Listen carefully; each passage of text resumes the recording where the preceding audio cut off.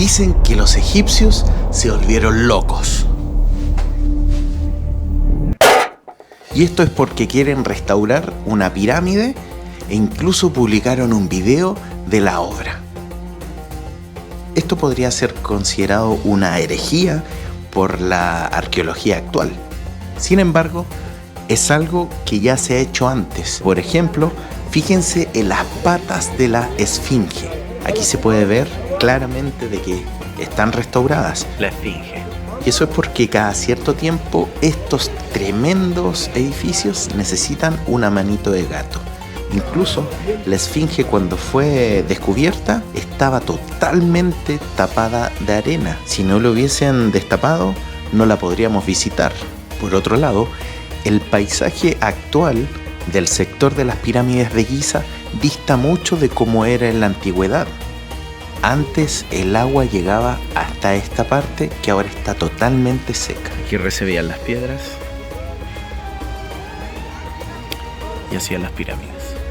Además que este barrio no existía. Incluso actualmente te puedes alojar en hoteles bastante baratos y tener esta vista épica.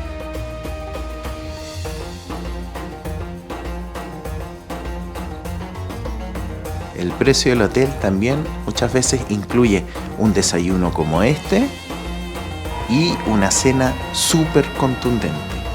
Y si tienes suerte, también puedes hasta jugar con el gatito local, quien hace miles de años era considerado un dios. También puedes contratar un guía que te va a entregar datos que ni siquiera te imaginabas. Pero no trabajaban gratis. Me pagaban en comida. Y puedes armar tus propias teorías. ¿Evidencia de vida extraterrestre en los papiros actuales? Así es como se ve una pirámide en primera persona.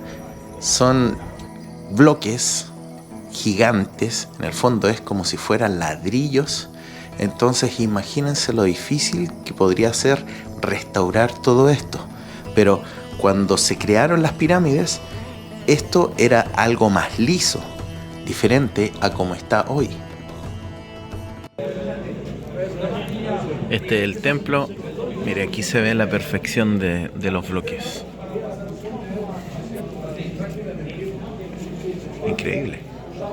Otra intervención moderna, podríamos llamarla, es el hecho de que tú puedas hasta ingresar adentro de una pirámide. Esta es la salida de la pirámide. Simplemente pagando tu entrada.